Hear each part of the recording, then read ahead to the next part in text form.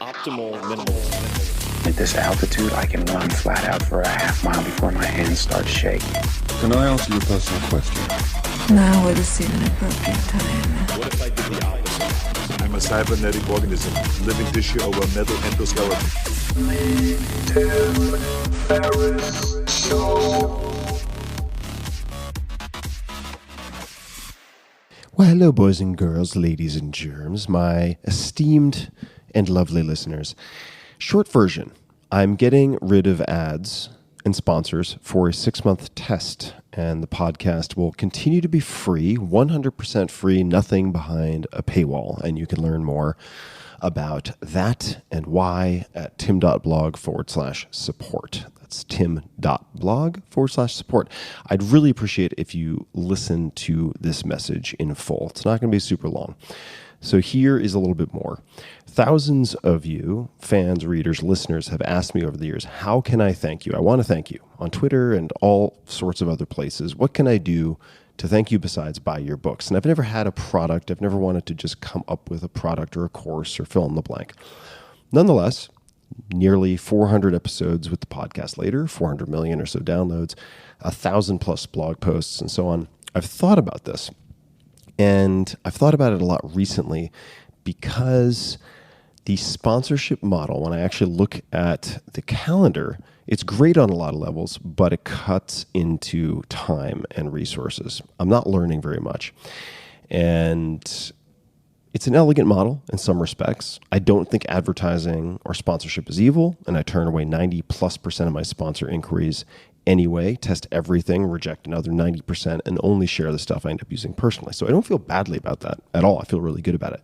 But it chews up a ton of time and energy for me and my team, which I would rather spend on doing more experiments, doing more crazy pushing the envelope stuff that I can then report on and share with you. That is in my power zone, and it's why many of you ended up reading my books or listening to this podcast in the first place. So I'd rather do more of that, sort of less hustle, more art and experiment. So this seems to be, that is a fan-supported model, the most direct way to fix this, and it's just the cleanest, most attractive way to go about it. I want to simplify, do more experiments, do really, really cool stuff, like, for instance, you've seen me support studies for treatment-resistant depression at Johns Hopkins and other places. I want to do more of that kind of thing. I want to do all sorts of wacky things that I can then report back on. And look, if we try the fan support model for 6 months and it doesn't work, then we go back to sponsors, because the podcast has really become the machine, the engine that feeds everything else. And I want to have a sort of positive dent in the world, and the fuel for a lot of that comes from the podcast. And what do you get for that? You don't get a beer cozy. I'm not going to mail you a bunch of garbage that you don't want. It's really if you just feel awesome about supporting what I want to do in the world and the experiments I want to conduct and the learnings I want to share and so on. That's it. So if my book, if the podcast, if anything, has had a significant impact on you or people you love in any way, just consider giving a few bucks a month to it. And you can find it at tim.blog/support. You can finish the entire process in less than 2 minutes, tim.blog/support. And if it doesn't feel great to do, don't do it. You don't have to pay for it. It's always going to be free. It's never going to be behind a paywall. So don't sweat it. It should feel awesome. You should feel really good about doing it if you do it at all. And if you don't do it. Really, you're just going to have an upgraded listener experience for the next 6 months without sponsors. And if this experiment fails, meaning the fan-supported stuff, then we'll go back to the sponsorship model. Okay, check it out. tim.blog/support. And it would really mean a lot.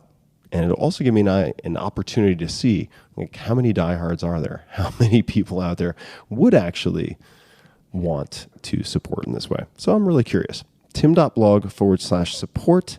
Thanks for checking it out. Love ya. Mwah. Back to our scheduled programming. This episode was recorded at the brand new, first ever, and gorgeous location of Made by WeWork's first on-demand retail location. Located in New York City's Flatiron neighborhood, you will find all sorts of offerings and goodies at Made by We, including on-demand work and meeting space. It is truly beautiful. You should check it out. Coffee and artisanal food by Bluestone Lane, a fully equipped market stand full of snacks, apparel, travel, and office products, plus curated events, evening programming, that's what I was part of, and more. So if you want to try out WeWork, if you want an alternative to working in your bedroom or at your home office, aka kitchen table, or in coffee shops, this might be the easiest way to dip your toe in the water. You can try it out by the hour or even by the minute instead of a monthly or ongoing membership. Check it out at madebywe.com. And full disclosure, I am an advisor to WeWork. Julie Rice. Who's Julie Rice? She's an entrepreneur best known for co-founding the fitness phenomenon SoulCycle. Rice served as co-CEO at SoulCycle from 2006 to 2015 before joining WeWork in November 2017 as a partner. Rice's life's work has been about building community. At WeWork, Rice is approaching everything through the lens of community. She's focusing on WeWork's brand and the experience WeWork provides its members and seeking new and innovative ways to grow and share the WeWork experience around the globe. And a common thread that we're going to explore is connection. And we're going to get into all sorts of details and tactics related to that. Rice lives here in New York City with her husband Spencer and their two daughters. She is a board member of the Public Theater and Weight Watchers, as well as an advisor to the women's club, The Wing. You can find her on social media, Instagram at Julie Rice _ tricky, at Julie Rice _, and on LinkedIn as Julie Rice. Welcome to the show, and thank you for being here. Oh, thank you for coming to visit us. Although this is your home, so thanks for having me. So thank you for coming to visit us. And we're going to jump all over chronologically, which is my habit. I try to turn that bug into a feature. We'll see how I do.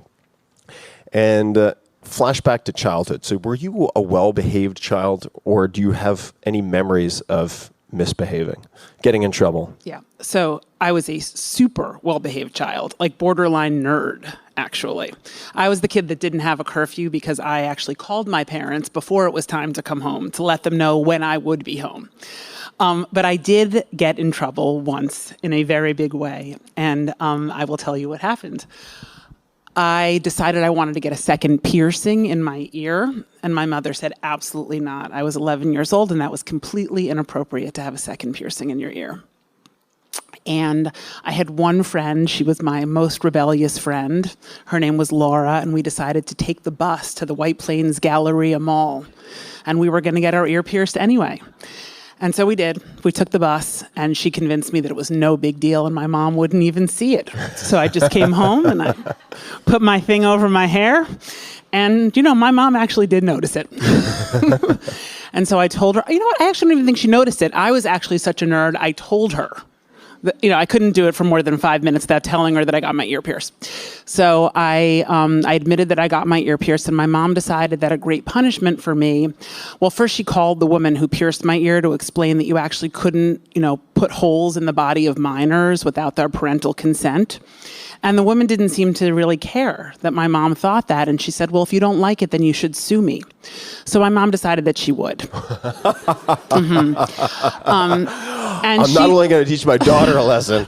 Yes. Yeah. She decided that she was going to sue her for $8.99, the entire contents of my piggy bank that I took to get my ear pierced, and that I was going to have to take the stand. Yes, and that's exactly what happened with my punishment.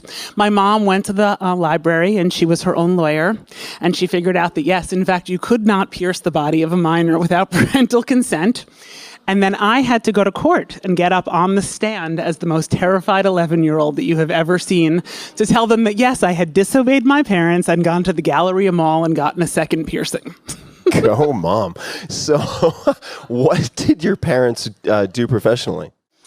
My dad was a phys ed teacher, and my mom she had actually an antique business. When people move from homes or estates, she appraises the contents and sells them off. She's kind of like an art historian.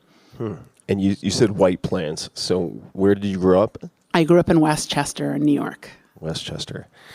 All right, so we're going to flash forward, as promised, to a year before SoulCycle. Could you paint a picture for us? Where are you? What's going on in life?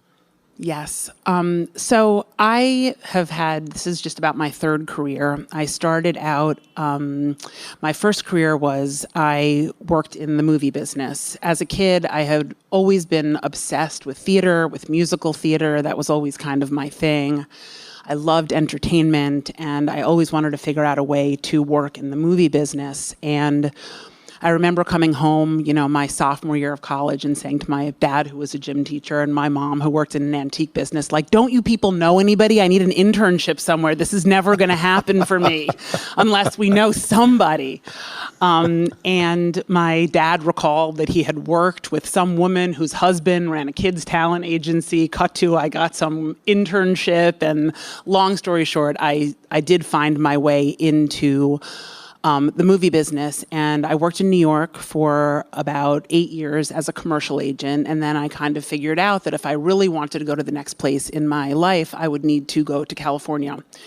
And so I went to LA, and I became a manager in Los Angeles, and I did that for about 10 years. And after 10 years, I kind of flash forwarded ahead to what people's lives looked like, in the entertainment business, servicing clients all the time, kind of, really being, a prisoner to a lifestyle of servicing people. And although I loved artists, which is what I was always in it for, I really thought to myself, like, I'm kind of ready to go back to the East Coast. I'm kind of ready to make a change. And I came back to the East Coast, and my husband and I both went into our offices on the same day. At the time, I met my husband in Los Angeles. He was an agent at William Morris, and I was working for a management company. And we decided we were going to, head off for sort of nobler professions and head back to the East Coast to keep it real. And we got up one morning, and we lived in Malibu at the time. It was sort of like our swan song. We decided to move to Malibu on the beach because we knew we were going to head out of the West Coast. And we got up one morning and we said, okay, today's the day. Like, we're both going to go quit our jobs, and we're going to tell everybody goodbye. And like, we're going back to the East Coast. And my husband and I, we left that morning, and he came home and I came home at the end of the day, and we said, how'd it go? And he said, oh yeah, everybody said, great job. Thanks a lot, whatever. And I'm all good. And I said, oh, well, they told me that they were going to move my assistant a month ahead of me, and that I should take a month on the road, and that I could do this in New York if I wanted to. And then I started thinking, like, how are we going to pay our rent? So I kept my job. So basically, the picture was that I came back to New York, and I was running a New York office for the agency that I'd worked for in Los Angeles. And I was still working in the movie business, and I was, really, having a better time doing it here, but definitely beginning to think about kind of what's next. I mean, I'd been thinking about what was next already when I was thinking about leaving the West Coast. And the one thing that was really going on for me here in New York was that in LA, so much of my life had been tied up in lifestyle pursuit. I went hiking with my friends. I belonged to a running club. We lived at the beach. And when I came back to New York, there was just nothing here that was lifestyle. Fitness was really about going to a big box gym, burning calories, having somebody yell at you about, were you beating the person next to you? Could you push harder? How could you, get it done quicker and more efficiently? And, it's interesting, cut to 2006, there was no green juice in this city. There was no boutique fitness. There were a couple of yoga studios, but certainly what's going on today was not what was going on, in 2006 in New York. And so for me, there was a real void, even though I was desperate to come back to the East Coast and be with my family, there certainly was a void in what I had experienced in Los Angeles in terms of lifestyle. So I want to talk about, just for a moment, managing talent. So what does a manager do? And based on what you just said, which, you said several things, but one of which was they said, great, we'll give you a bunch of time off, and you can then pick up with your job. You, I would imagine, were good at that job. So what does a manager do, and what were some of your better bets or better decisions as a manager? Sure. So a manager an agent is responsible for getting actors jobs, and a publicist is responsible for making sure that people know about those jobs. And a lawyer is making sure that they don't get screwed over in the contracts for those jobs. And kind of what a manager does is think about big picture. You really think about who that person is, who they want to be in the world. What I learned actually from being a manager is you're really thinking about creating a brand for a person. What is that person's brand? How do they walk through the world? What do they stand for? What do people think about when they think about an actor, an actress, everything from their fashion to the things that they endorse to, the way that they talk in interviews, and really thinking in terms of, how do I plan a career, not just a job to job for this person? And when you get to LA or got to LA, you transitioned to this job as a manager.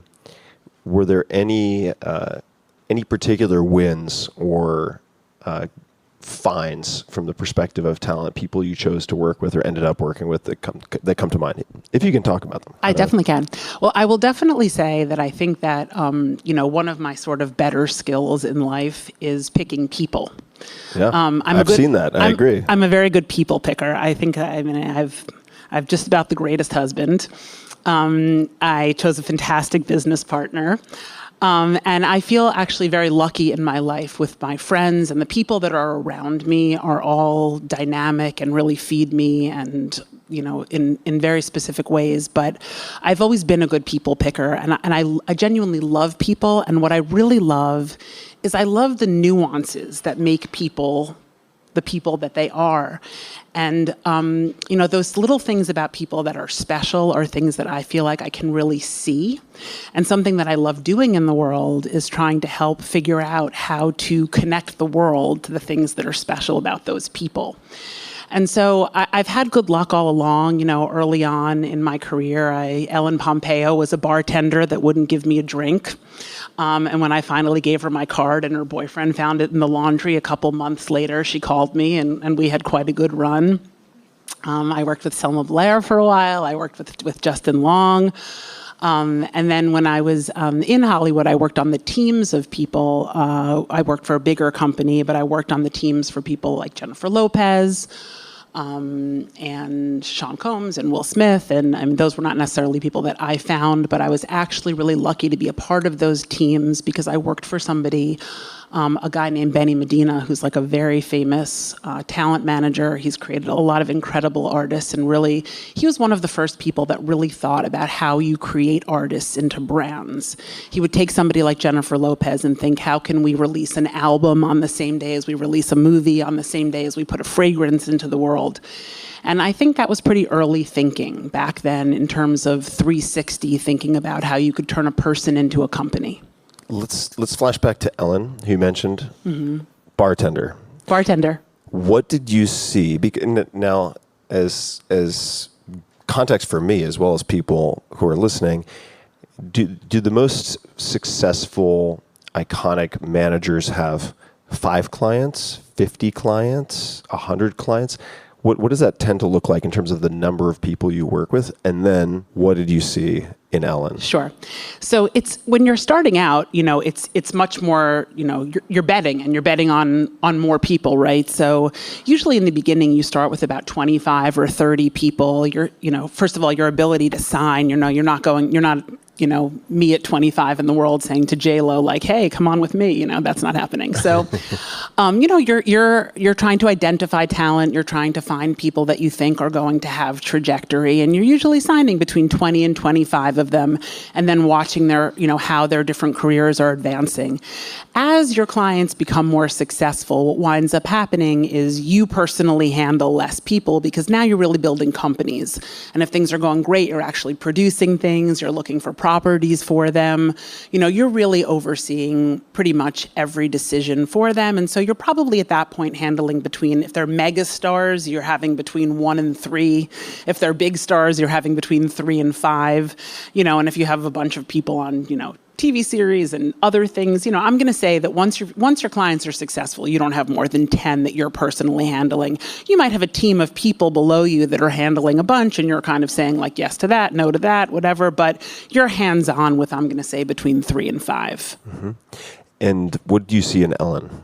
What made you think? And the reason I'm asking this, just for people who are wondering, why is he drilling so deeply on this, is that whether you think of yourselves as investors or not, you're all investors in the sense that you are allocating your hours, you're allocating your attention. And so in a way, her choosing clients is putting together an investment portfolio. I mean, you're placing bets and you have a finite number of bets you can place. So why Ellen? What did you see? I saw in Ellen, interestingly enough, what I ultimately wound up looking for in SoulCycle instructors, what I ultimately look for in employees, and what I actually do ultimately look for in entrepreneurs, which is, there was something about her that made me want to know her, that made me want to understand what she was thinking, what she was going to be doing. When I used to audition SoulCycle instructors, I would say the main criteria that I had for a SoulCycle instructor was, do I want to have a whole meal with you? I'm talking about an appetizer, an entree, and dessert, and I'm still not bored of you. Really, how do you connect to people? And, watching her, there was something that was just fascinating about her. There was something that was really deep that I wanted her to tell me. And I think that's really interesting. I think that, there are certain kinds of people that you really want to lean into. And whenever I sort of have that instinct, when my body kind of wants to lean into somebody to know a little bit more, I genuinely know that that's a person that I need to sort of surround myself with, because there's something about that person that is, interesting for me. So we're back into SoulCycle land, which is perfect.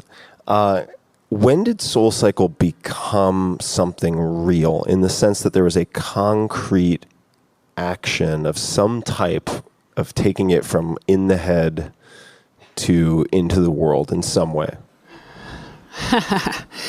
Right. That's what actually, separates the boys from the men, right? Yeah. I always say everybody's got an idea tucked away somewhere. Yeah.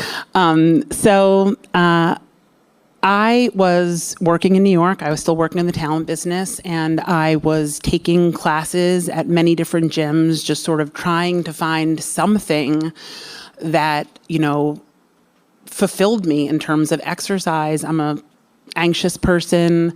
Exercise is a real must for me in my life to sort of keep myself and everybody around me in good spirits. And I just couldn't find anything that was enjoyable. And I kept thinking to myself, like, this could be different. This could be fun. This could make you feel good. And I was taking classes with an indoor cycling instructor at a gym, and I became friendly with her, and I just kept saying all those things to her. And finally, she said to me, there's a woman that takes some classes with me at another gym, and she's been saying the same thing to me. You guys should meet for lunch. And so she connected me with my business partner, who's right there, and my other soulmate, as I like to say. And we had lunch one day, and it was really the craziest thing. I mean, it's a hard story to believe, because we met for lunch. We had a couple-hour lunch. It was in the winter, and it was at Soho House here in New York, and we had lunch, and it was crazy. It was like we had the same exact idea, and we were just completing each other's sentences.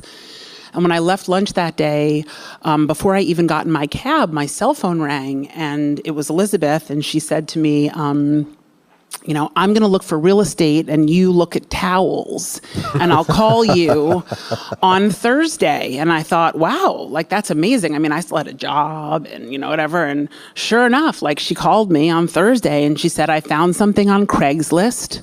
She said, it's a 1,200 square foot sublet of an old dance studio. We could take a 5-year sublet, and you should meet me tomorrow on 72nd Street. And I went. And 4 months later, we opened. How are you doing on the towels? She like, so how are you doing on the towels?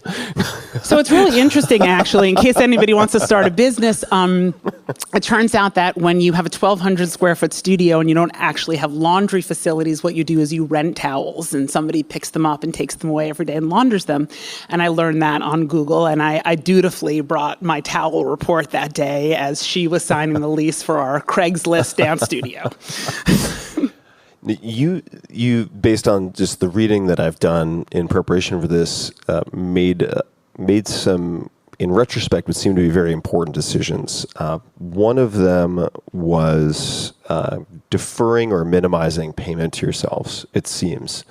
And I read about, maybe you could talk about I think it was, every Sunday, the $200 ATM, maybe you could talk about that. But could you explain the rationale behind that?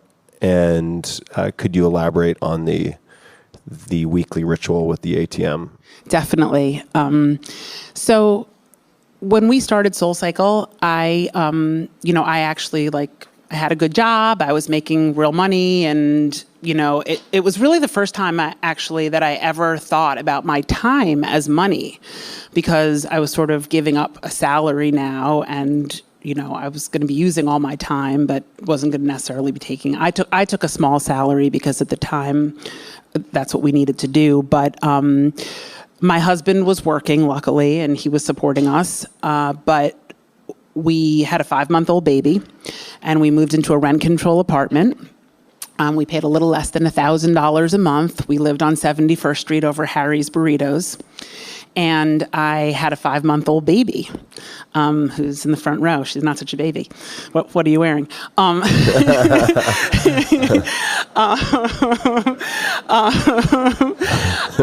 let you guys sort that out.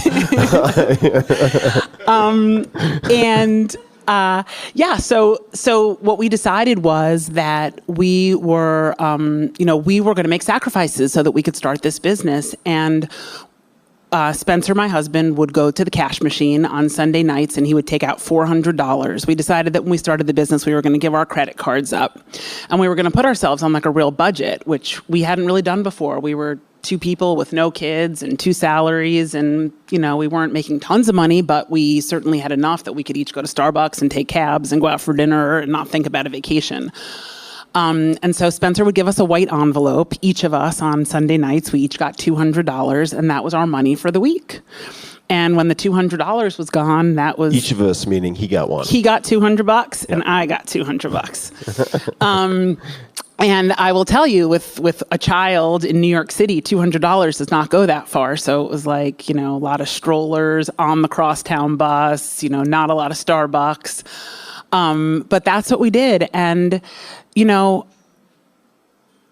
it actually, I think that one of the really interesting things about, really believing in what you're doing and being so passionate about an idea and really believing that something should be born it was hard. And, I remember clamping my finger in that stroller a million times and cursing on that bus, but it didn't really feel like that big of a sacrifice. I mean, we were happy. And Elizabeth and I were loving what we were doing, and we did it. And, we lived in one room, and, when we wanted to watch TV, we rolled the crib into our bedroom, and we wanted to go to sleep, we rolled the crib back out into the living room, and that's what we did. Yeah, and I was, thank you for painting a picture, because I think and you already said sort of anxious by birth. So it doesn't strike me as the perfect time to necessarily start a company. And just with a 5-month-year-old kid and 5-month-year-old kid, is that what they say? Sorry guys, for the Brits in the audience, that's American, that's Yank speak. It I think just highlights the fact that if you really have something you want to do and feels important, there's very rarely going to be a perfect, convenient time to do it. It was such a gift that it happened so quickly. I talk a lot about Elizabeth, my business partner, sort of being a great entrepreneur and me being a really hard worker. And I think that's part of what makes us such great partners. Elizabeth's an incredibly good risk taker. I always say Elizabeth's like a total baller, and I'm just sort of running behind trying to work really hard. But the truth is that I think because she was such a good risk taker, because she's so good at moving the ball forward, it all happened so quickly. I didn't actually have time to be anxious or think, oh, I'm giving up my job and what's going to happen. It was just like, we met on Tuesday. We saw the place on Thursday. We went across the street to Starbucks. We wrote on a napkin, which, we still have framed. It says, if we could see 100 people a day, at $27 a bike, we're going to have enough money to pay for some babysitters. We both had young kids at the time. We're going to be able to pay our studio staff. We're going to be able to take a little bit out of the business to justify the fact that we're not raising our own kids for the next decade. And that was our business model on the back of that Starbucks napkin. And the truth is, it happened quickly, and we just got into action mode so quick that we didn't have a lot of time to obsess about what if. Like, we just had to make it happen every day. What other names were candidates for the business besides SoulCycle? Or was that just like a lightning bolt from the sky and that was it? Did you guys? That was a lightning bolt to Elizabeth's husband in the shower one day. It was not a lightning bolt to either of us. But, we thought of a bunch of different names. At the time, again, there was no boutique fitness in New York City. And so we felt like we needed something sort of descriptive about the cycling part of it in the name. So we thought about Cycle NYC. We definitely had a lot of cycle in the name, in the different other names, because we felt we needed to be somewhat specific for people. And then you landed on SoulCycle. How did you decide on the business model? So not just say the technology and the ambiance and all these other elements that made it different, but how did you both think about developing the business model?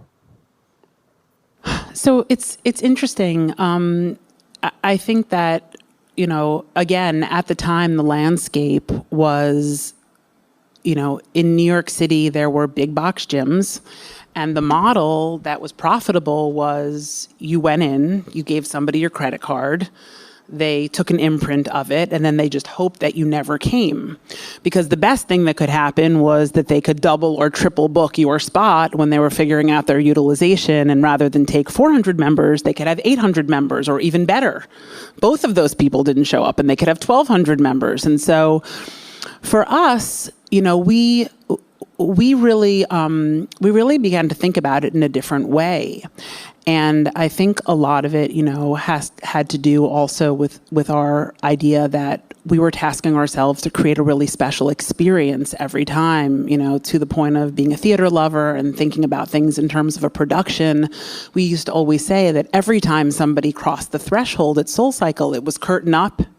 And until they left, it was curtain down, because we were only as good as their last experience. When we decided on a pay-per-class model, everybody thought that we were crazy. Like, why wouldn't you just take people's credit cards? Why wouldn't you just charge them? And for us, it was a challenge to everybody there, from the people at the front desk to know your name, to the instructor in that room to deliver a certain kind of experience, to us to make sure that the brand was delivering a message and continuing to innovate. And we just really felt like we wanted to challenge ourselves in that kind of way. We wanted to deliver that kind of experience every time. Were there any other early decisions that proved either particularly important / good or particularly bad? There were many decisions that proved both of those things. Let's talk about the good ones first. I think that when we started SoulCycle, there were quite a few things that, even though our business model on the Starbucks napkin might not seem sophisticated, I think that we were smarter than we thought that we were, and we thought about a few different things. We thought about technology. We thought about the fact that at the time you had to go to the gym an hour early to put your name on a paper list and sign up for a class that was only going to be 45 minutes long. So your gym experience now turned into 2 hours plus for 45 minutes worth of exercise. And so we created the first online reservation system.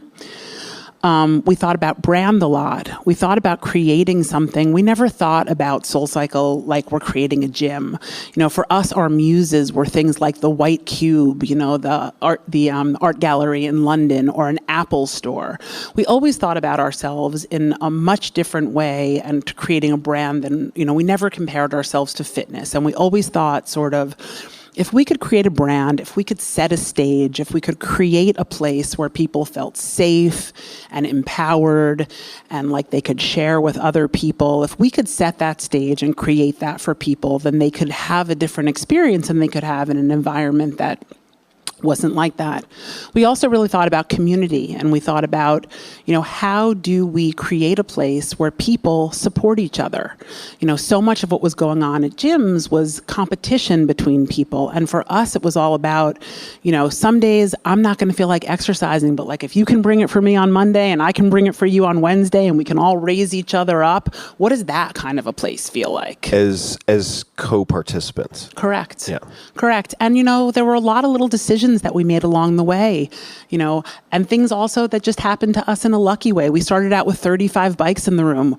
We got popular before we could find a second space, so we ended up with 45 bikes in the room. And what did that do? It put the bikes this close to each other. And when people were done complaining about, can you believe they're going to charge $27 and I'm going to have to sit that close to somebody? What actually happened was the lights were dark and people could all feel the music at the same time, and you could almost feel somebody breathing next to you, and your foot was on the same beat as their foot was on. And all of a sudden it became connected and it became tribal, and it was dark and there were candles and the music was amazing, and an instructor is telling you that you could be more than you thought you could be. And somehow the room is moving together in a way that you don't often feel connected to people like that. Even when you're having deep conversation, there's something about a moving meditation with other people that are rooting for you, that are holding space for you, that aren't there to compete with you, that are there to elevate you so that they can be elevated as well. And when we created an experience like that, it was magic. I mean, it was really magic. And, that is it was a really transformational thing for people. It's really remarkable, among other things, that you two are still close, in the sense that a lot of co-founders blow to smithereens at some point. Like, they get speed wobbles maybe because the company's growing really quickly. They might not have the important conversations up front that they should have. There are 1,000,001 reasons why a lot of these relationships don't work out. I don't know if this factors in, but could you talk to coaching or advisors, and if and how you've utilized people to help you guys develop and maintain close bonds and ability to work together? Definitely. So early on in our business life, Elizabeth and I started to see a coach. And the way that happened was we had a third business partner in the beginning, and that was, we quickly found out that, that partnership was not necessarily going to work. And we realized, as that partnership was crumbling, that it takes work to make good partnerships. Something that I've worked on in my marriage, something that, is no longer a secret to me, that people actually need skills and tools to be in relationships with other people. There are plenty of people that are in relationships that are fine, but if you really want to have great relationships, that's actually a particular skill set, right? And so Elizabeth, and picture, I don't really know Elizabeth very well at this point. I mean, we're about a year into business. We met at this lunch. We decided, let's just go for it. I mean, we're still pretty much strangers. And, Elizabeth, while I was in LA growing a career, Elizabeth's in Colorado. She goes to University of Boulder. She spends her time in Telluride. She is like a much more sort of evolved, spiritual, at peace with the world person than I am. I'm still I've only lived on the coasts, I've only done that grind. So Elizabeth calls me in the middle of the night and she says, I've Googled Life Coach NYC. I've realized she's having a nervous breakdown because she realizes that our business is taking off. Our third partner is we've got to get rid of our third partner who's completely toxic. And now it's like, what's going to happen here? And we both have little kids at home. And, the worst thing that's happening is that our business is becoming such a success that we're going to have to, put our foot on the gas here. And so she says she's Googled Life Coach NYC and that I should meet her tomorrow at some location around Gramercy because we're going to meet with the coach. And I hang up the phone and I say to my husband, this woman is batshit crazy. There is no way, I have to work tomorrow. There is no way I'm getting myself in a cab going all the way downtown to go to some hotel and sit with some Life Coach NYC. I'm thinking we're sitting with Dionne Warwick and she is going to tell us, you know what I mean? But sure enough, we get there and, we start to talk to our coach, who, by the way, we still work with today. There are so many decisions in my life and our life that we wouldn't make without her. And I met with a woman. Her name was Meredith Haberfield. She has an incredible company called Think Human.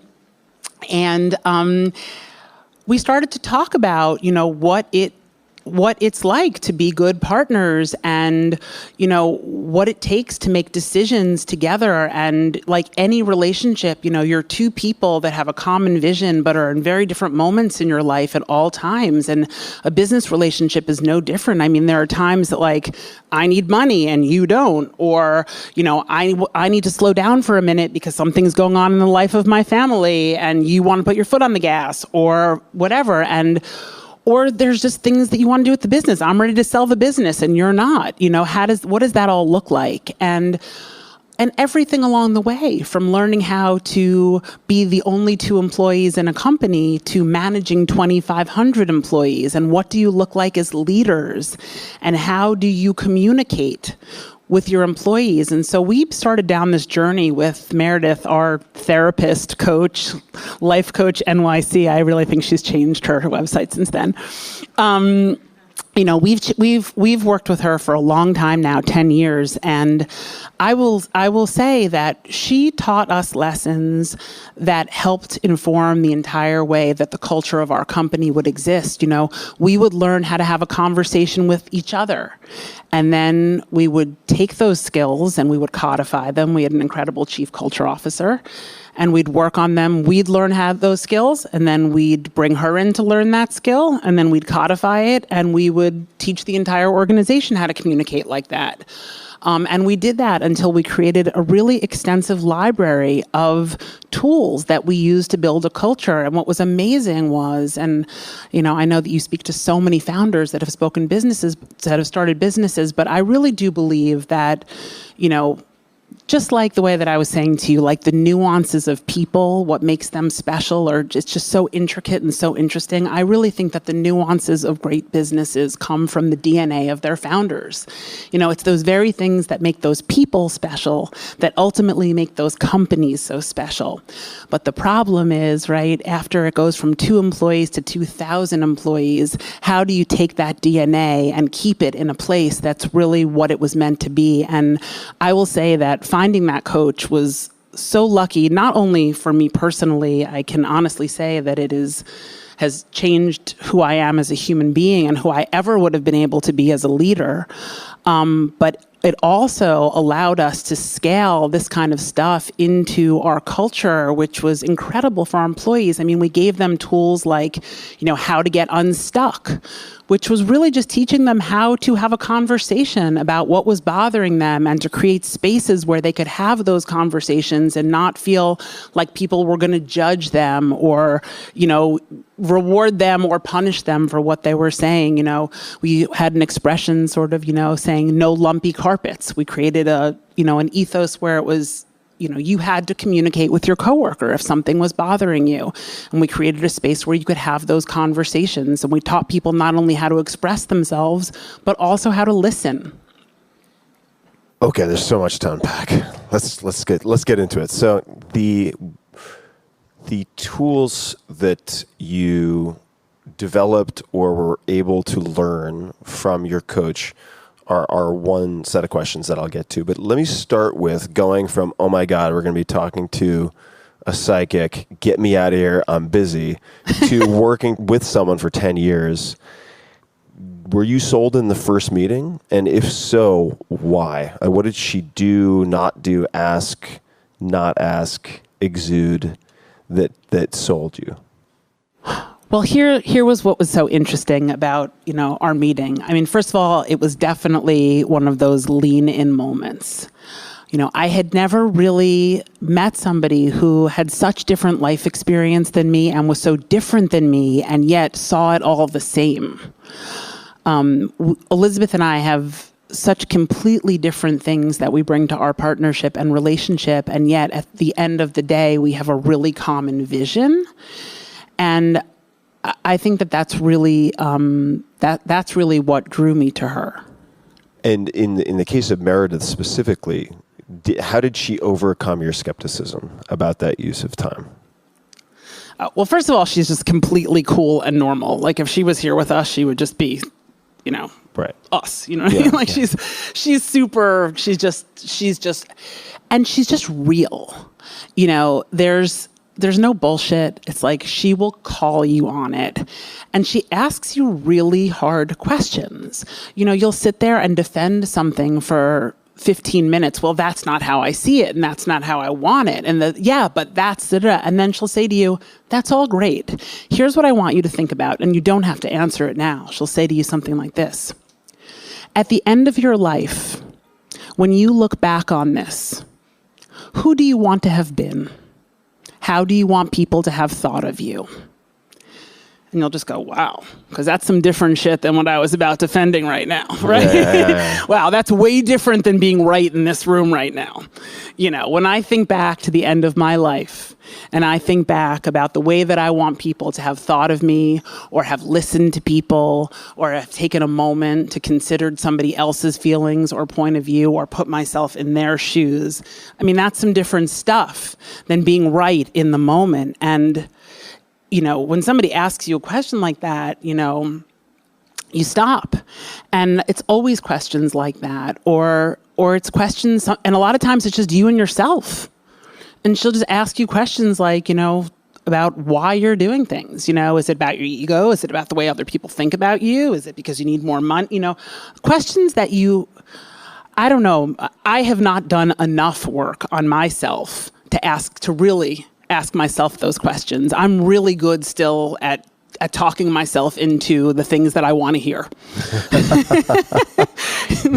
And when you were talking about the getting unstuck, if I'm getting that right, and no lumpy carpets, or no lumps in the carpet, I might be getting the phrasing wrong, or managing these, what could be very uncomfortable conversations with a partner about wanting to sell when someone else doesn't want to sell, or whatever the conversation might be, right? It seems like a lot of those tools, and whether it's for employees or for the two of you, is about having uncomfortable conversations successfully and managing conflict.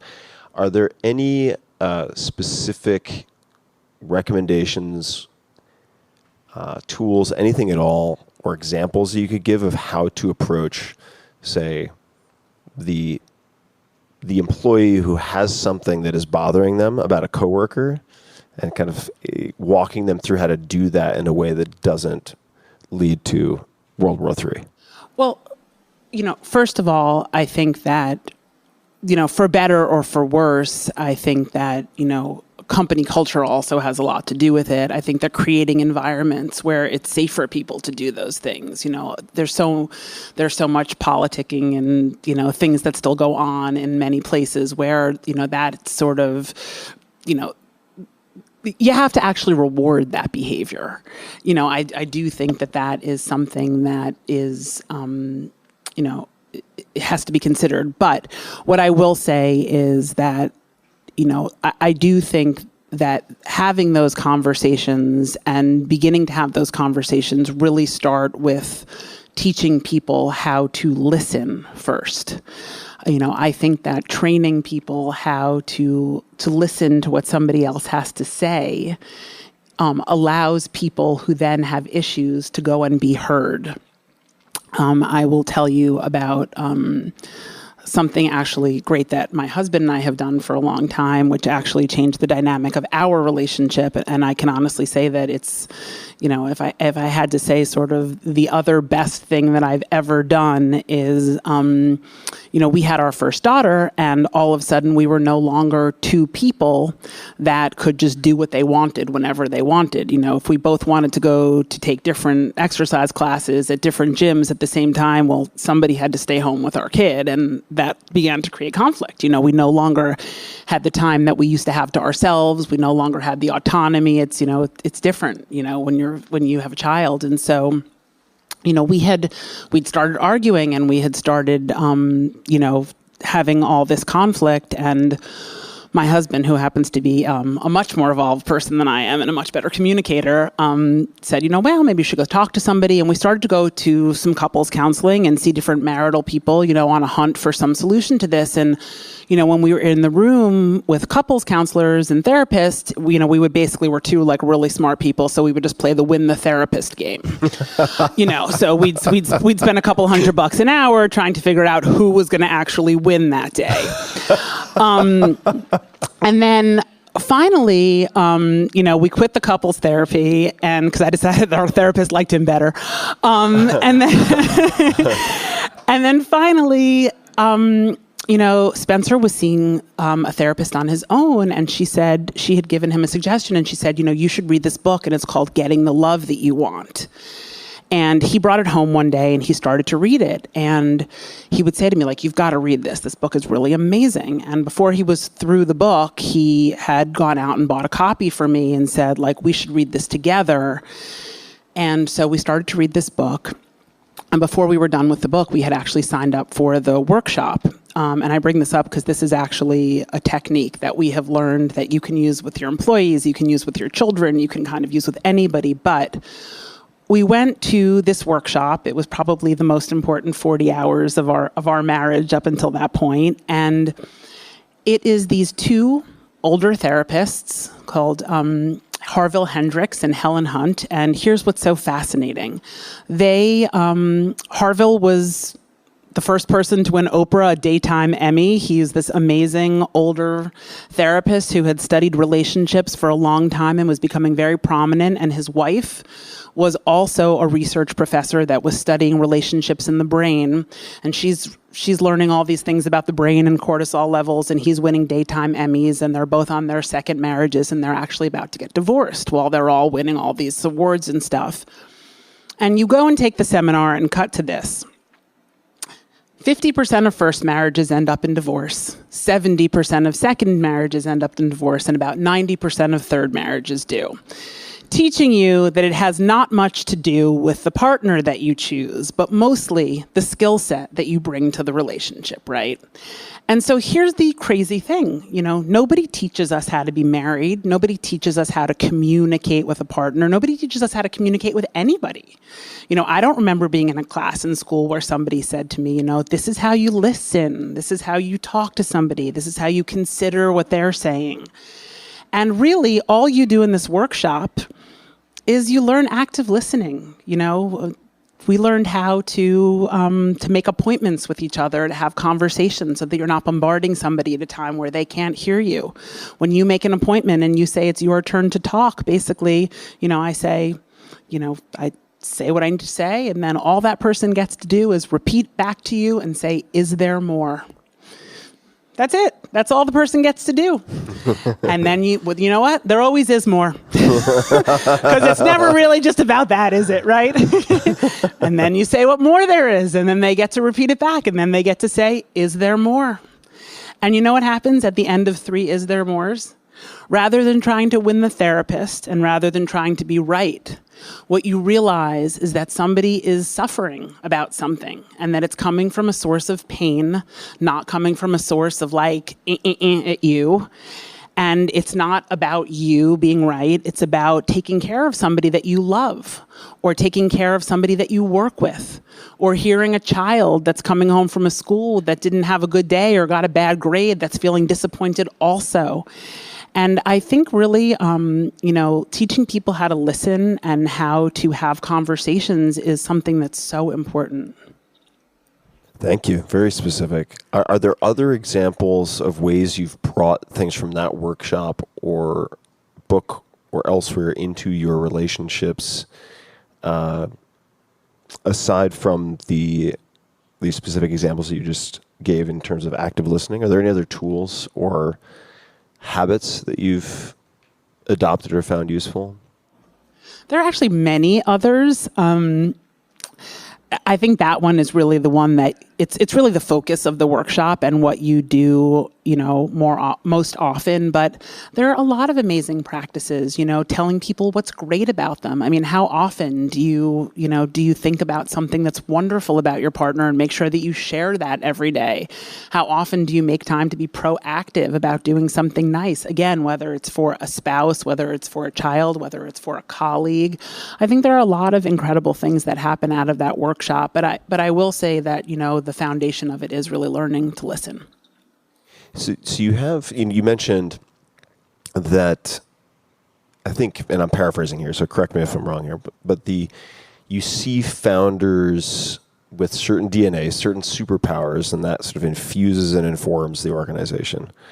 And I think it's at least been my experience observing and being involved with a lot of companies that also, if there is acute dysfunction in a founder, that can also sort of infuse its way into a company. So I'm mentioning that just to say that the culture, which we take to be like a shared set of beliefs and behaviors, at least that's how I think of it, does not just take care of itself. And part of that is doing the work that you guys have done as founders, both separately and together. Are there any other, whether it's books, seminars, advisors, anything that come to mind as having made a real difference, whether it's in your business life or in your personal life, that you're like, you know what, I would recommend, I've tried a lot of things, here are a few things I would definitely recommend that people check out?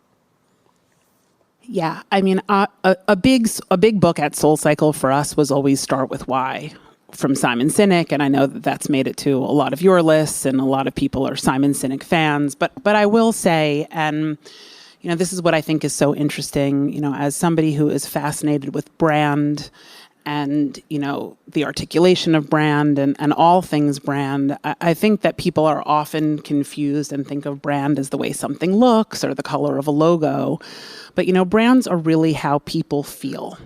They're really, I think it was maybe Jeff Bezos who said it's what people say about you when you're not in the room, or, that kind of a thing. And I do think that, Start With Why is so important, because people understanding, why you do something, not what you are doing, is really what makes or breaks a brand. And I think everything about that book is fantastic. I think that, for us, really, we spent so much time, I remember the day that we just really officially stopped doing our day jobs. I looked at Elizabeth and said, are we ever going to get to go back to work, or do we have to spend our whole life making these people happy? Referring to our employees. And that was the truth. But there was a day where, it all turned, and you began to realize that if the culture wasn't going to be good, that the product wasn't going to be good. And I think that's a real, core value from Simon Sinek, who really says that your happiest customer is only as happy as your happiest employee. And so for us, really making sure that our employees were taken care of, and taken care of meaning, not just financially, but really felt like they mattered, like the things that they were doing were moving the needle for the company, that we personally understood, things that they were going through, achievements that they were, making happen. I think that really taking care of employees in a way that they feel heard is very important. What were little things or big things that you did to foster those things, to make those things happen? So, interestingly enough, one of the main things that we recognized in the beginning when we started SoulCycle was that the fitness industry in general was really broken. Instructors didn't have full-time jobs anywhere. So if you were a fitness professional, you would teach 2 classes at one gym and 3 classes at another gym and personal train somebody in their home. So you'd spend your entire life sort of, commuting and being exhausted just to try to cobble together a living. And then on top of it, for doing one of the most physical jobs in the world, you had no health insurance, you had no paid vacation, and you certainly had no place to call home or really feel like you had somebody to support you or that cared about you. And one thing that was very early on a goal for us was to create these careers for fitness instructors, which is something that we really did. And we paid more. We gave people full health benefits. We paid for those vacations. And, most importantly, we really gave them a home. We built a platform. SoulCycle was really a platform that we built to allow, we really thought of, our fitness instructors as artists. Allow artists to really find their voice on a platform and to sort of give them the room to be creative and to grow into being their best selves. And I think by giving people that kind of a platform and room and then really taking care of them in kind of the tactical aspects of their lives, it allowed people to become a different kind of employee. I mean, what we found was that we didn't have employees. What we had was brand ambassadors. We had people walking around so proud that they worked at SoulCycle, telling everybody how fantastic it was. It became way more like a family than it did a job. So I'm going to ask some questions about good strategic decisions, and then we're definitely going to get to... You see how I've avoided the failures, right? Yes. No, we're going to get to the wastes of time and money because there are plenty of those stories in all businesses.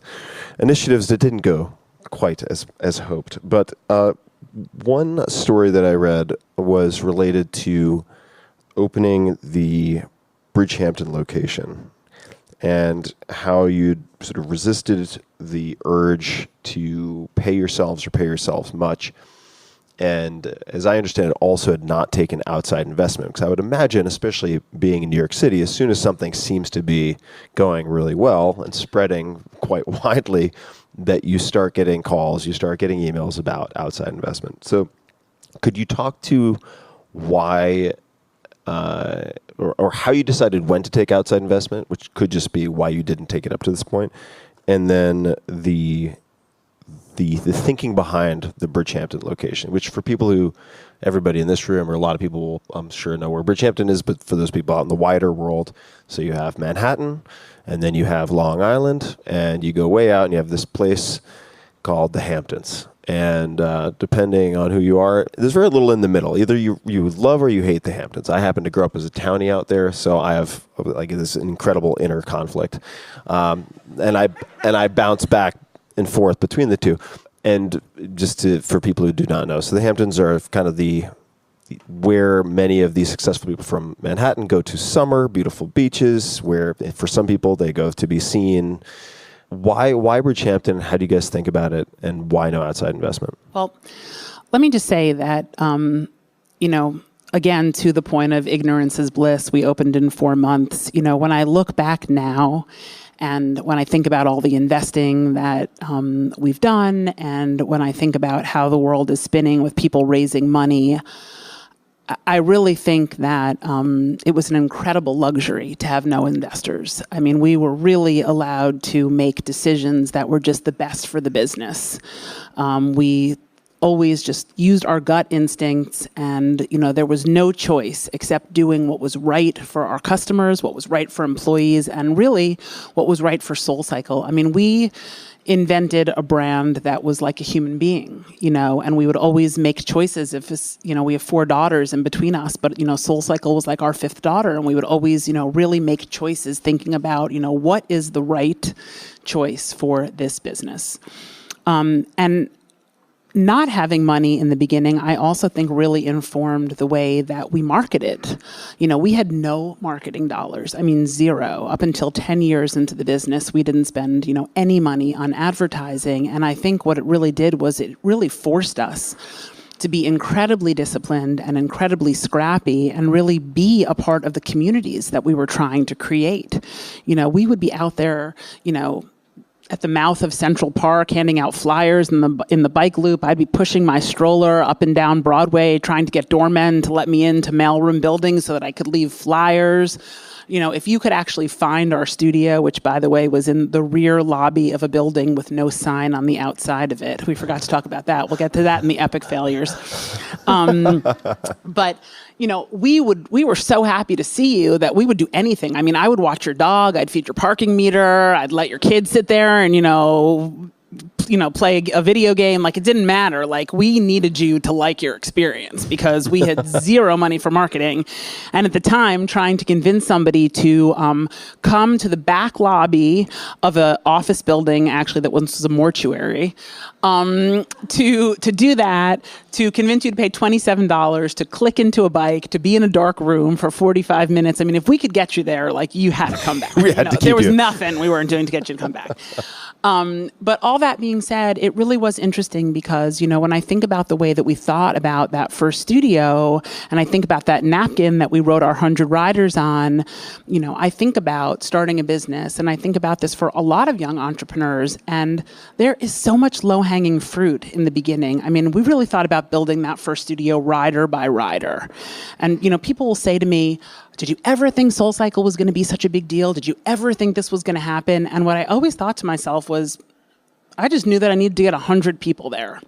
And that was not going to be a problem for me, because if I had to go and walk up and down the streets of Manhattan and call all of my friends and get people on those bikes, like 100 people are coming today.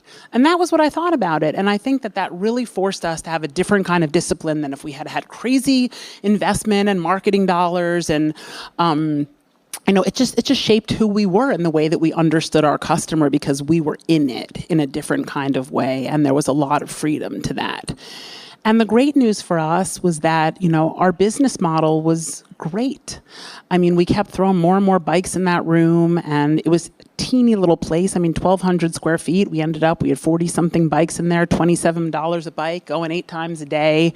We were able to sort of create our first, 4 or 5, 6 studios, taking from Peter, giving to Paul, selling to Mary. It was pretty great. I mean, we were really able to finance one with the other. And because we were not taking money out of the business, because we really were that disciplined, we were taking everything that we made and we were putting it back into the business, and we were growing organically. And again, to the same point of not noticing the Starbucks was missing from my life and taking the taxis, we were having a great time.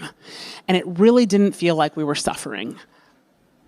So I may be kind of chasing the wrong trail in terms of Bridgehampton, but so we can scrap it if need be. But I want to highlight something that's really important that's come up numerous times with founders of companies that have done extremely well on a large scale, is that in most cases, especially if the business models actually work. I mean, there are some companies that get very big with business models that don't work. But in the case of something like SoulCycle, it's very tempting to want to say that you're aiming for this $1 billion, $2 billion, X billion dollar outcome. But as Seth Godin has said on the podcast before, it's very easy to hide when you have this grandiose, somewhat abstract, gigantic goal. And so he's like, start small, because then you have nowhere to hide. If it's like 100 people, it's a very clear, measurable outcome. And with no marketing dollars, this is also a common thread that I see with a lot of these companies that are, at least those I've been exposed to that are kind of consumer facing, is if you don't have much in terms of marketing dollars, or you constrain it deliberately, you have to make sure your product is great. Like, you really have to ensure that your product or service is really, really good, and then your customers become your marketing. Well, that was always the philosophy, right? I mean, we always knew, and again, this was part of it, kind of all worked together, right? Because we created a pay-per-class model, it had to be great every time, or else nobody had to come back. And what we used to say was, like, it can't just be good. Like, this cannot be a utility. Like, this needs to be so good that people are talking about it when they're out with their friends on Saturday night for dinner, and they are wanting, you want the credit for finding the coolest, greatest thing that's going to make your friend feel the best, and you're going to bring that person. And so the saying in the halls of SoulCycle would be like, we do not create users, we create evangelists. And our evangelists were spreading the gospel for us, and that's really was our marketing. But I will answer your question about Bridgehampton. We were doing very well, and we had become this little Upper West Side destination, and the studio was bustling, and we were selling our classes really well, and we realized pretty soon everybody was going to leave for the summer, because that's what happens in New York, right? There's a mass exodus to different beaches, and whether, people are going to the Hamptons or the Jersey Shore or wherever they're going, there's nobody, here on the weekends in the summer. And so I called Hamptons Magazine to see what it would be to take, an ad. I thought, we'll just take an ad in the 4th of July, publication. And they gave me like a staggering quote. And I thought, we certainly don't have that much money. And the truth is, what we did was experiential. I could sit here and tell you how awesome it is to be on a bike and what it feels like, and the music and the sweat and the instructors and the people. And then you're sort of like, you still can't really feel it because, there's no music playing and we're not in the dark. And what I found was the only real way to get people to come and to really experience it was to come and get them to take a class. And so we'd comp a lot of classes. We'd tell people if they didn't like it, they should pay. If they didn't like it, I'd give them their money back. But I realized that doing something experiential would be better than taking an ad. And we got a phone call one day, and somebody said there's this great old potato barn, and there used to be some pole dancing class in there. And the pole dancing class was apparently going out of business, and now the space would be vacant if we wanted to create a cycling studio. And so we figured, we could either spend $75,000 running a quarter-page ad in Hamptons Magazine, or we could just run this studio and plan on making no money and just think of it as a marketing experiment. I mean, that's all we thought it was going to be, was marketing dollars. And so we did. And we went and we painted the barn, and we rolled our bikes in there, and we put a big yellow wheel on the wall, and we flung open our doors, and the barn became like a sensation. It really became, we live in a little bit of a SoulCycle bubble, but it really is like, it's really the epicenter of, Hampton social life.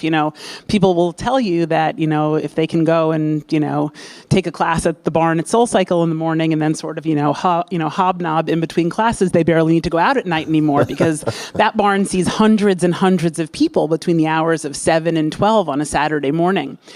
And it really, what it did for us was it took our little Upper West Side business from being a local kind of great neighborhood business, 100 people a day, to all of a sudden becoming this sort of buzzworthy New York City, on page 6 in the New York Times, destination. And we came back from that summer, and what happened on Mondays at noon, which is when our reservation system opens. So if you want to reserve a bike at SoulCycle, you go on Monday at noon if you have a specific thing that you'd like to reserve, and you can sign up for your classes for the full week.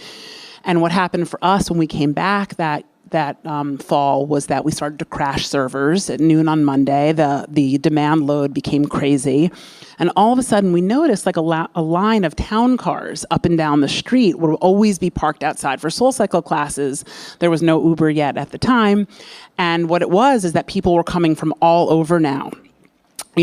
Waiting, and their drivers or whatever rides they were taking up there would be waiting outside. And it became, that's when we knew like we needed to grow. I'm no scientist, but I think we should get another studio, except the market doesn't want us to grow. It's 2007. And everybody wants a Chase Bank or a Dwayne Reed in their space. 2 women with a business that is throwing off a bunch of cash still does not look that attractive. Okay, so how do you solve that problem? Well, then 2008 happens. Suddenly, wake up! Suddenly, cash is king. No, no. Well, it still was not easy, but 2008 happened, and it definitely became easier for us to think about getting space. After we, we started to, okay, so now let's talk about, when we actually did take money. Because there did come a point after about, 4 years where we took money. We had 8 studios. And It's interesting. Our decision to take money was not so much about the money itself, but again, we really loved what we were doing. We could really see how SoulCycle was changing neighborhoods, and it was changing communities, and it was changing the way that people felt about themselves and about other people. And we wanted to win. You know, we had a first mover advantage, and we were starting to see copycats come into the landscape. And we were introduced to Equinox, to Harvey Spivak, who's the CEO of Equinox, and we started to get to know him. And, you know, the money and the cash infusion seemed nice, although, you know, we had a pretty good business. I mean, the businesses were making money, and we could have expanded in a slower way. But we thought to ourselves that, you know, we would take a strategic partner rather than just taking money, and they would be able to help us, you know, grow 10, 15, 20, 30 studios at a time rather than, let's say, 5 or 6 or 7 a year. What were some of the decisions or initiatives or anything where you look back and you're like, wow, that was a bad use of time or money? Does anything come to mind? Mm-hmm. Or just, yeah, we should have thought about that differently. Well, there are definitely a few. I mean, we definitely made a lot of mistakes along the way. Neither of us had ever been entrepreneurs before, and there were small mistakes, and there were definitely bigger mistakes. You know, Elizabeth always likes to say, you know, every time we would make a mistake, it would be $50,000 we didn't have, and she would say, well, look at it this way. You know, neither of us went to business school. It's like part of our tuition for our MBAs. Yeah. And that was always true. But, you know, we started out in our first studio, and what did we know? We had never built anything before, and we built a studio, and some guy told us that he was really good at soundproofing things, and he'd done some porn studios in Midtown, and so we thought, great, like, this guy's done porn studios, go to it, you know. And he stuffed some insulation into the ceilings and closed them off, and then, you know, cut to opening day, we turned on the stereo to find like a line of irate neighbors outside of our door. And we certainly did not have money to re-soundproof the studio. And so that was really interesting. Well, hold on. I'm sure it was interesting. Fade to black. So what would you do? Well, now we're getting into it.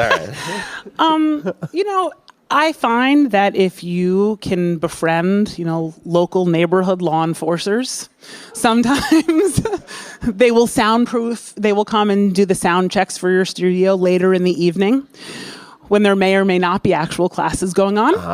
And then you might actually be able to make the sound a little bit lower than you do during regular classes sometimes. Yeah, that makes good sense. And that worked for us for a while until we had money to re-soundproof the studio. Yeah, well, you gotta sometimes have to build the bridges you're crossing. Yes, and we built some of those. Another fantastic memory was our first customer appreciation day. This is really like one of my favorite. I can talk about a study in human behavior.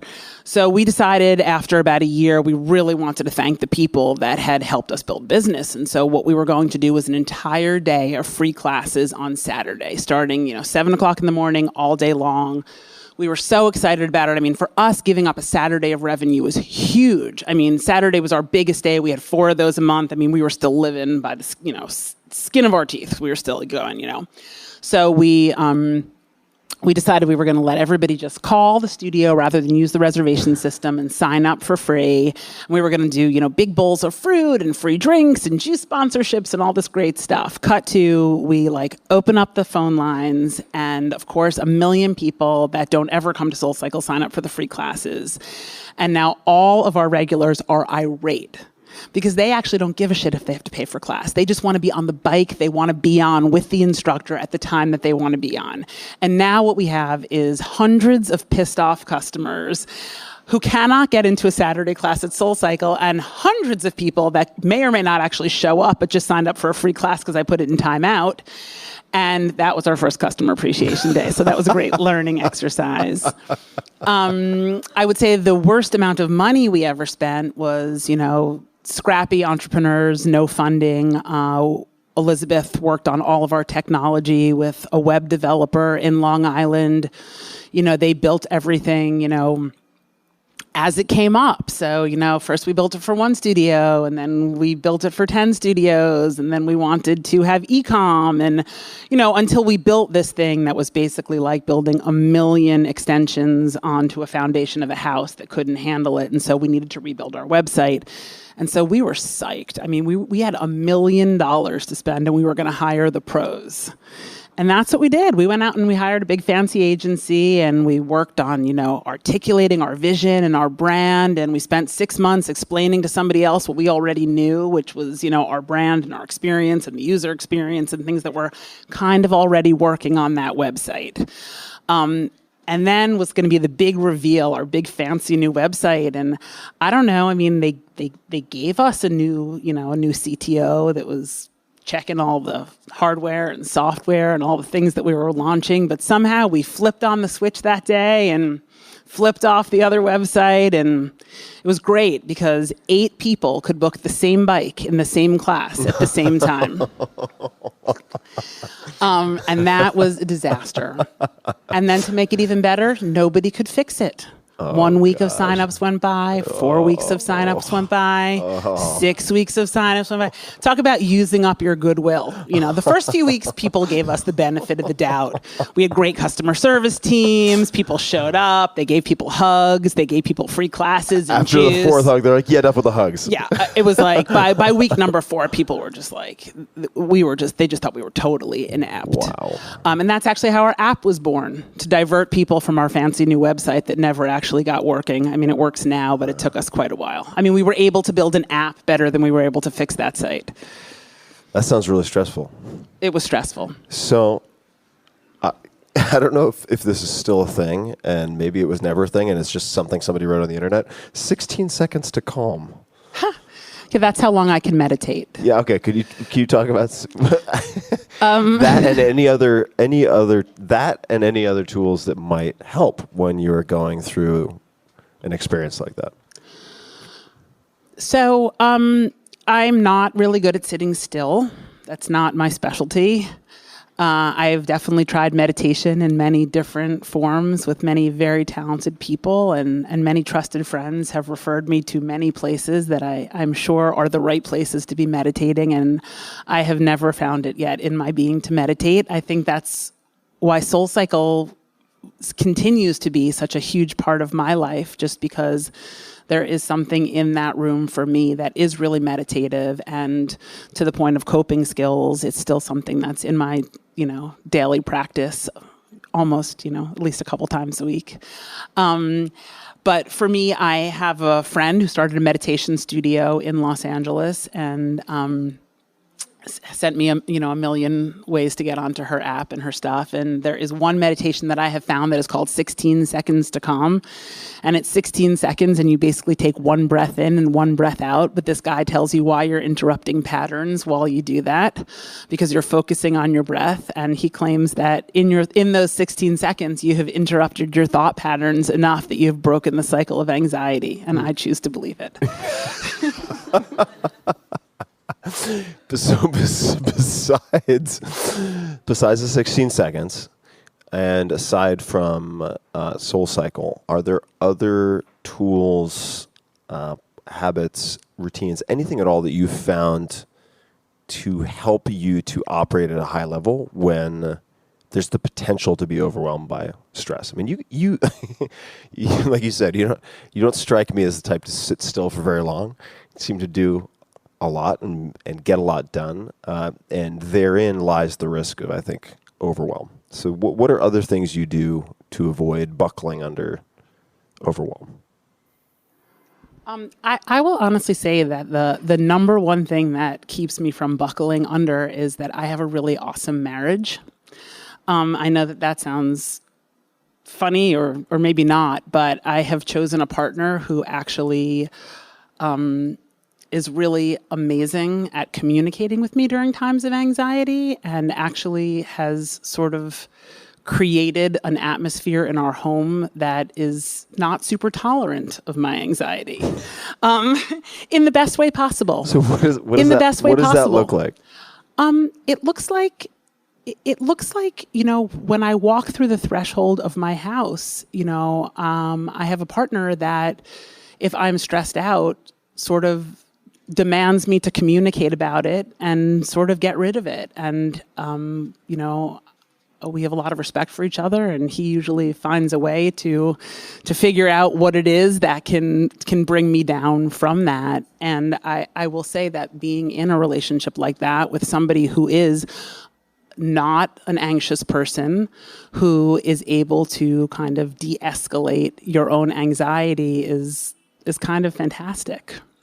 Could you give an example? You don't have to, but if you can, of language is so important here, right? Like the devil's really in the details. So what might he say or ask when he's like, code red, I see what's coming, and wants to get you to talk about it or de-escalate? What might be like just this morning? Perfect. We were preparing for this interview. Yeah. And I said to him, like, are you going to help me with the questions for Tim Ferriss? And he said to me, I didn't want to say this to you yesterday, but you said that to me the same way yesterday. And you were asking it to me in a way that obviously you're very anxious. And, of course I want to help you, but would you like to ask that in a different way? And I thought to myself, I know he wants to help me because he is like the biggest supporter of my whole entire life. And I'm sure that and I know that he spent a lot of time thinking about this because he sent me emails, that I asked him to think about this. And then I thought for a second about my own anxiety and where I was going with it, because I thought, I have something else to do at 11, and is he going to help me at 10:30? And it was my own crazy person in there thinking like, you need to help me right now. That was like my own person. But he does not get worked up like that. And so he said to me, like, do you want to ask me differently? Because you asked me the same way yesterday. And I don't think, and the thing was, that was just my own check. And most of the times that I, am communicating badly with him, with my children, it's because I'm in a state of anxiety or distress. And I think having somebody like that by your side that can check you like that, again, in a way that's loving, not in a way that's, like that, I think that really helps to bring the situation down. And I will tell you one other amazing thing that we do in our house that has really helped to kind of reframe the way that we live. So we started to celebrate Shabbat about 5 years ago. I was out one day with a friend of mine who is like a super successful music executive. She's like definitely one of my main girl crushes. She's like a total boss and a real power broker. And we were having a business lunch one day. And at the end of the lunch, she said to me, I have to duck out a few minutes early. I have to go pick up a challah for Shabbat. A challah, for people who don't celebrate Shabbat, is the braided bread that we eat on Shabbat, right? And, one thing that, my business partner Elizabeth loves, she always says to me, it's always fun to find out something new that you don't know about somebody that you think you know really well. So I looked at my friend Julie and I said, really? I said, you like celebrate Shabbat on Friday night? And she said, yeah, I'm out a couple nights of the week listening to music. And I find that, because I'm so busy, it's a lot of integrity for our family. We all have to be at the dinner table at 6:30 on Friday night, and we put our phones away and we light candles.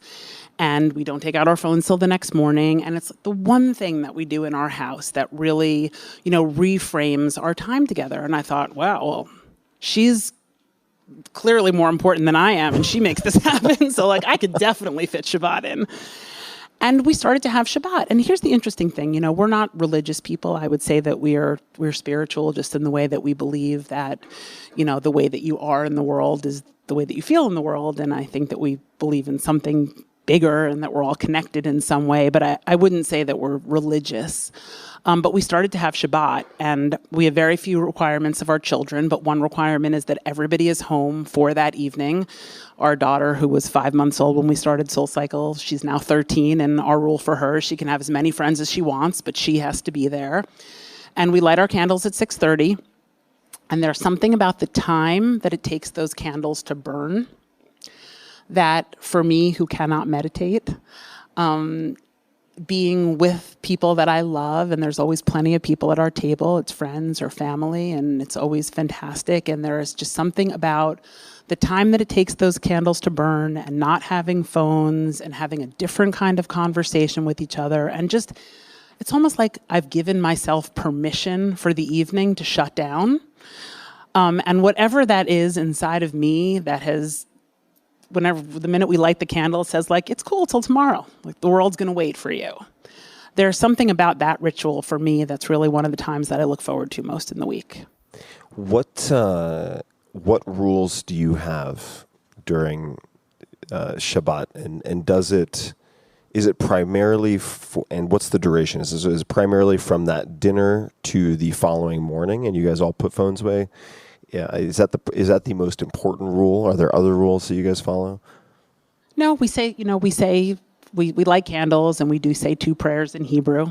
It's what we do. My husband has recently started playing the guitar, and he's mastering some guitar songs, and so we try to have some music. He's getting pretty good. Our kids are usually super embarrassed if they have friends over that their dad's playing the guitar and their mom's singing and clapping, so it's like a really big hit. I try to buy a lot of really good desserts, everything from Levain Bakery to Baked by Melissa on down to lure my kids to stick around the table for a certain amount of time. Spencer and I try to keep our phones in the drawer until the following morning. My daughter, would obviously die without getting back on Snapchat by about 9:00, so we allow her to do that. And there are no rules really. And the crazy thing is, it's just, again, it's always intimate. It always feels like a safe space. It always feels like people can share like what really happened to them that week, how they're really feeling about themselves, their triumphs, their tragedies. It just feels like there's like no bullshit at the table. People are really, for all the times during the week that you had to go out and pretend it was great, or that you were killing it at work, or that I loved you at school today, or whatever it is, it just feels like it's a really kind of, we all go, we go in pajamas or sweatpants, no matter who's coming over. And it's just a super relaxed kind of just bring your best self or bring your real self. I love it. What a beautiful ritual. Where should I go from here? Well, you mentioned the prepping for the interview and the anxiety. Were there any questions that you hoped I would ask you? Like, you know what? I have a really good answer to that. I have a really good answer to this type of question. I hope he asked me this. Or conversely, was there anything where like, I hope to God he really doesn't ask me? This is a bit of a trick, or is it? Well, I have to say, I did do some research while I was, getting ready for the interview. And I was really, I listened to a lot of very impressive people on your podcast. And I was really thinking to myself, like, I haven't written a book. I don't really have a method for anything. So I was really hoping that you wouldn't ask me for some sort of dissertation on something. Yeah. I was thinking a lot. A couple of things that I was thinking about were just, I was thinking about SoulCycle a little bit, and I was thinking kind of about what made the experience special. And I was thinking about if we would talk about that a little bit, just sort of about, the construction of what that experience is like in the room. And I think that's kind of an interesting one. I think that we've really crafted the experience in that room to be a lot of the things that I think people really need today. And what we've done is we've really taken, we've created an 8-week training program for our instructors. And what we teach in those 3 things is we teach them how to be spiritual and emotional leaders. We teach them how to be physical fitness instructors so they can give people what they need for their bodies. And we also teach them how to be DJs and how to create music like artists. And what I think is really interesting about taking those 3 different tracks of psychology, physical experience, and also creativity, and putting them together is you really provide something for people in a room that allows them to access many different parts of themselves that I think people don't often get to access. And I do think that there is something about that and about creating sort of that moment we've created the class sort of in 5 stages. I mean, there's almost 5 stages that we break it down into, which is, we warm people up, we pop the party, we break them down, we give them a soulful moment, and then we send them home like heroes. And there's something about that emotional arc and that physical arc with music matching it all that I think really provides people with a lot of what they need to get today in the world. And I think it's also a really interesting journey for people to go through together, because although people aren't speaking and aren't communicating, they are all experiencing a journey together. And so it's a really interesting way in a world where people have almost forgotten how to communicate with each other because of phones and digital isolation, to allow people to participate in something where they really do feel closer and connected to each other at the end. I'd love to ask a bit more about the spiritual emotional leaders part. What does the curriculum look like for that? There are quite a few. There's several parts of it, and I think the main part of it is allowing people to have a place to be vulnerable, to come and express their own vulnerabilities, as well as to talk about things that they're thinking about, their own vulnerabilities, and then to empower people to really deliver messages to people that allow them to, as they are wearing down physically, as the music is playing, as they are this close to somebody else who's moving with them, we are teaching them to deliver messages that allow people to believe that they're enough, that they can be more than they thought that they can be, that they could achieve more than they thought that they could achieve, that, people are rooting for them, that are hoping for them. And I think that there is something about the empowerment that people get in that room when they are, inhabiting their physical bodies in a way that feels strong. And teaching those, instructors to deliver messages of positivity, to really, they read a lot of, different, I'm sure so many of the books that are on your list are books that we are giving them in those classes. And what are some of them? Let me think about what people are reading in there. The curriculum's actually wide, and that's the other thing also, because we've created it to look more like a framework. And we also like to use the expression sort of freedom within framework. So we are allowing people to, although they're creating within that framework, to really, find their own voice, to find their own music. And that's also why I think that our riders gravitate to different instructors, because somebody that's moving me might not be the same person that moves you. And yet we've kind of created this shell of an experience. It's almost like a Mad Lib, right? Where they learn sort of this outline, this technique, and then they can take it and fill in their own content. And aside from the Simon Sinek book that you mentioned, which I do recommend people check out, it does pop up a lot on the podcast. Are there any other books that either you've recommended to managers or employees, or that you've just recommended or gifted to other people? Well, I definitely gift a lot of people that Helen and Harville book that I was talking about, Getting the Love You Want. Something else that we did a lot of reading at SoulCycle is Setting the Table by Danny Meyer. Just for, we also ran an incredibly interesting hospitality school for our people that worked in the front of house and not in those rooms. We're all big fans of the Tony Hsieh book, Delivering Happiness. And I think those were like some of our favorites. Yeah, Danny Meyer's amazing. Very, very fascinating guy. For people who don't recognize the name, you should look it up. How are we doing on time? I do not have a countdown. Oh, yes, I do. I've done. What was that? 7:35. Okay, great. So let's see. I would love to hear what you are currently most excited about and why. Because much like my question at the very beginning about what you saw in that bartender and how you kind of pick where you're going to allocate your time. Mm-hmm. Right? You've made some very deliberate choices. And when you make a choice, when you make a decision, right, you are cutting yourself off, just like incision. You're cutting yourself off from other possibilities. Like there's an opportunity cost. So what are you most excited about now, professionally, personally, or anything in between? It's funny to talk about opportunity cost because for the longest time, I really thought you could just do everything. And I'm starting to understand that there are only a certain amount of hours in the day. But I will say that, sitting here in the middle of Made by We is really interesting because I think that it's definitely a good example of something that I'm thinking a lot about these days, which is, how are people connecting in a world where people spend most of their time on their phones or connecting digitally? I think that something that's really interesting to think about is, where are the places and what are the experiences that we're delivering to people to allow them to connect? We're reading about loneliness as an epidemic.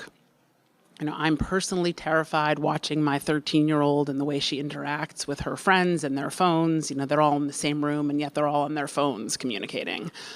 And so I am really obsessed with the fact that people are lonely and people are unhappy.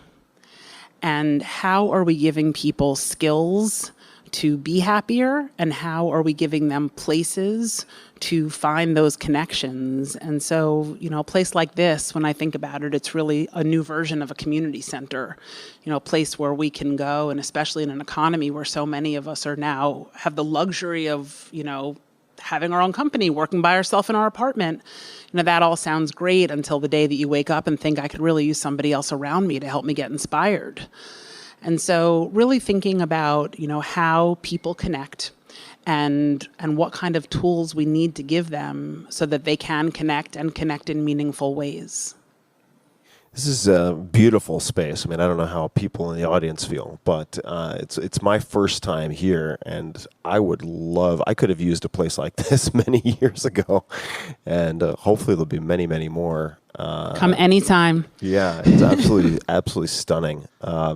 And let's wrap up with just a few final questions. And this one, sometimes a good question, sometimes a terrible question. We'll find out. And that is, if you could put a message, a question, a quote, anything at all, metaphorically speaking, on a billboard to get a message out to millions or billions of people, non-commercial for the time being. Do you have any thoughts on what you might put on that? For me, this is a very easy one. I'm a terrible claustrophobic. I did not know that. Yes, I'm a terrible claustrophobic, and ready for this? I live in New York City. I do not take elevators. Don't take elevators. Have gone to weddings, black tie weddings at the Rainbow Room, 71 flights. I walk. Yeah. Wow. Mm-hmm. So presumably you're not in like a running shoes when you go to such a function. I have a whole situation. I have my heels in a bag and I wear my sneakers up in full hair, makeup outfit. I make it to the top, I blot, I put my heels on, and I walk out like nothing happened. Okay. But yes, so elevators are not my thing. Yeah. And so if I was going to put a billboard up, I think that it would say, there is no elevator to success. You have to take the stairs.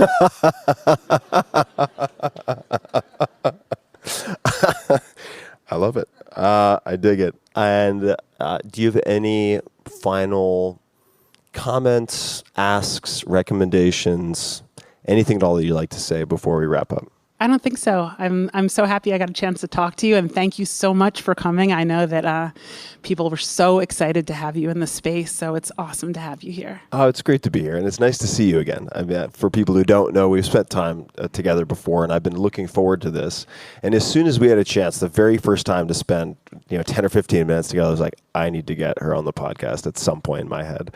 So here we are, and it's been really fun. I've taken so many notes. Everybody in the crowd has watched me taking all these notes for things that I'm going to follow up on and dig into. Where are the best places for people to find you, learn more about what you're up to, WeWork, anything that you'd like to mention in terms of resources? And of course, I'll put these in the show notes online as well. Definitely. So you can always find out what's going on in this space on our Instagram. Is that right, Joel? Where are you? What's the best way to find out about stuff in this space? Yes. Made.by.we. It's very hard to get domain names. All right, there we go. And a good way to find out what's going on with me is either at my Instagram, which is at @JulieRice_, or Elizabeth and I have a great Instagram, which is at @SoulFounders. Awesome.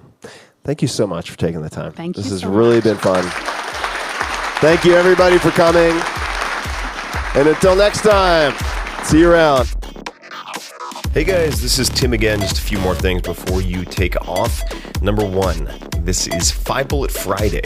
Do you want to get a short email from me? Would you enjoy getting a short email from me every Friday that provides a little morsel of fun before the weekend? And 5 Bullet Friday is a very short email where I share the coolest things I've found or that I've been pondering over the week. That could include favorite new albums that I've discovered. It could include gizmos and gadgets and all sorts of weird shit that I've somehow dug up in the world of the esoteric as I do.